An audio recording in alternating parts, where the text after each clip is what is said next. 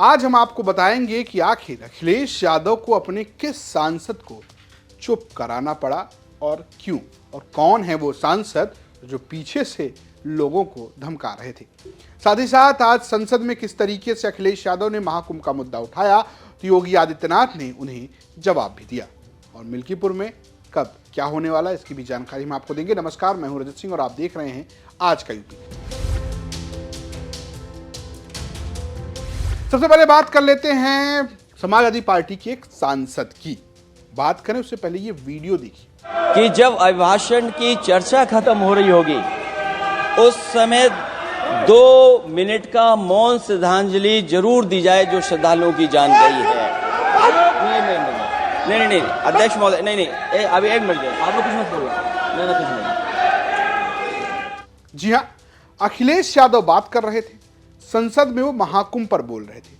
उन्होंने ये कहा कि मैं ये चाहता हूं कि मैं 2 मिनट का मौन रखूं जो महाकुंभ में भगदड़ में मौत हुई, लेकिन इससे पहले अध्यक्ष टोकते या कोई बातचीत होती, अखिलेश यादव के सामने जो सत्ताधारी दल के नेता हैं या सत्ताधारी दल के जो सांसद हैं उन्होंने हल्ला गुल्ला करना शुरू किया। तो अखिलेश यादव यानी समाजवादी पार्टी के जो सांसद उनके पीछे बैठे हुए थे, आनंद भदौरिया, उन्होंने मोर्चा संभाल लिया।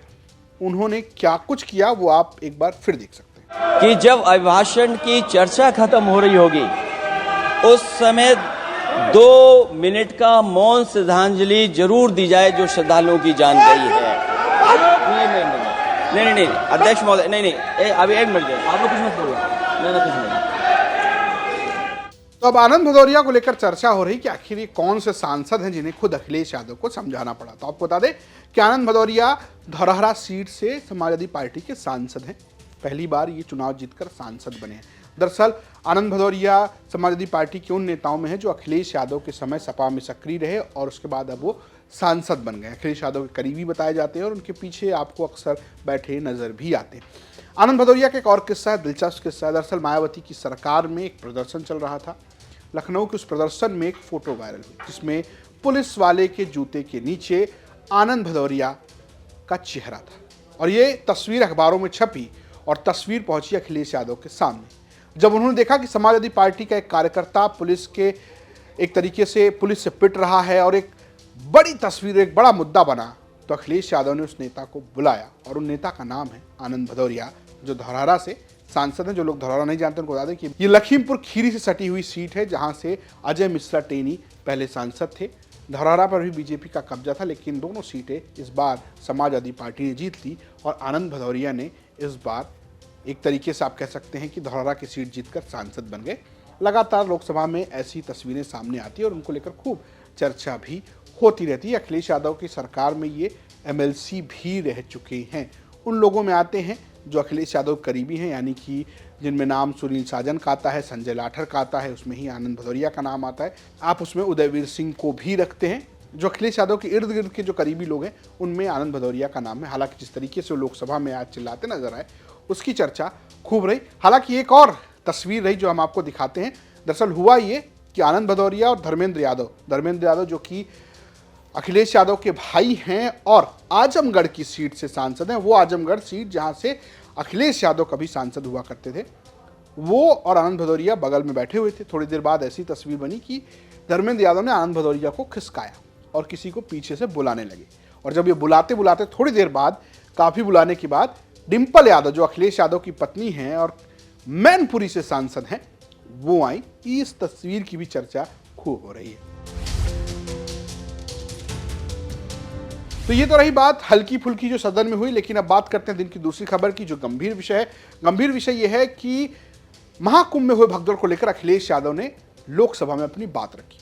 राष्ट्रपति के अभिभाषण पर बोलते हुए अखिलेश यादव ने शुरुआत ही महाकुंभ, प्रयागराज के महाकुंभ में 29 जनवरी को हुए भगदड़ को लेकर की। उन्होंने ये कहा कि मैं 2 मिनट का मौन रखना चाहता हूं। अध्यक्ष जी, मैं सबसे पहले आपका अभिनंदन एवं अभिवादन करते हुए आग्रह करना चाहूँगा कि मुझे बोलने के लिए जो समय दिया है, मैं उसमें से 2 मिनट का समय महाकुंभ हादसे का शिकार लोगों की आत्मा की शांति के लिए खड़े होकर के मौन रखना चाहूँगा।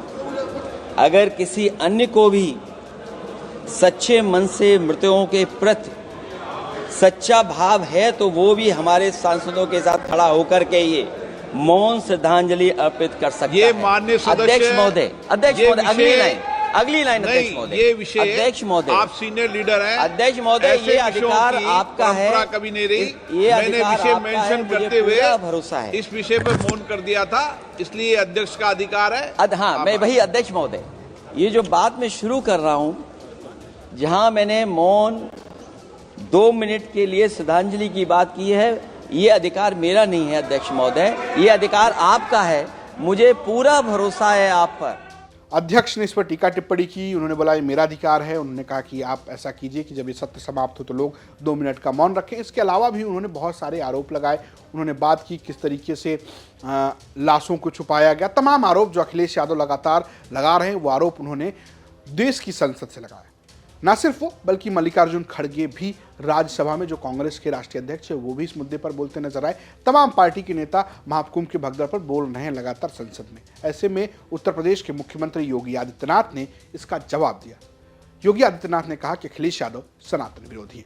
कांग्रेस अध्यक्ष से मल्लिकार्जुन खड़गे और समाजवादी पार्टी के अध्यक्ष श्री अखिलेश यादव का वक्तव्य इस ओर सबका ध्यान आकर्षित करता है। ये दोनों वक्तव्य न केवल इनके सनातन धर्म विरोधी चरित्र को उजागर कराता है, बल्कि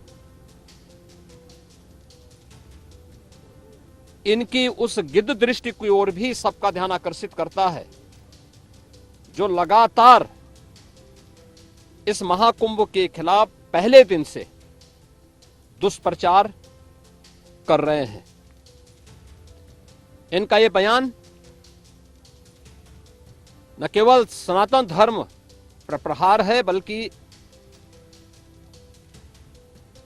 निंदनीय भी है और शर्मनाक भी।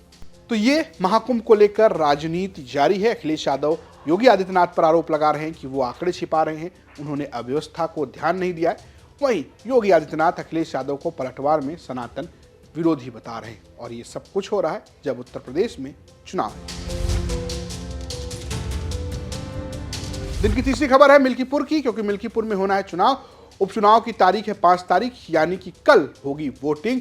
कौन बाजी मारेगा देखने वाली बात है, लेकिन आपको बता दें कि ये वो सीट है जो बहुत महत्वपूर्ण है, क्योंकि बीजेपी के लिए ये एक तरीके से बदलापुर है और समाजवादी पार्टी के लिए भी एक तरीके से बदलापुर है। बीजेपी ये चाहती है कि जो हार उसे अयोध्या में मिली, यानी कि अयोध्या की लोकसभा सीट फैजाबाद से 2024 में समाजवादी पार्टी के सांसद अवधेश प्रसाद चुनाव जीत गए।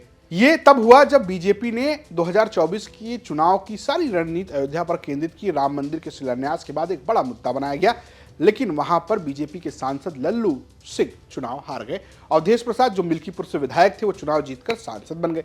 मिल्कीपुर की सीट खाली हो गई और ऐसे में अब मिल्कीपुर में उपचुनाव है। वहां पर अवधेश प्रसाद के बेटे अजीत प्रसाद को समाजवादी पार्टी ने टिकट दिया है। वहीं अगर हम बात करेंगे भारतीय जनता पार्टी की, तो वो चंद्रभानु पासवान के साथ है।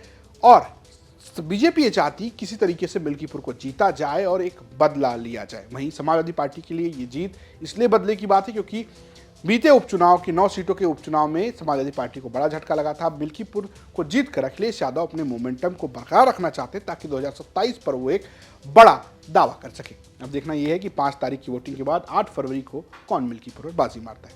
फिलहाल आज की यूपी में इतना ही। देखते रहिए यूपी तक। नमस्कार।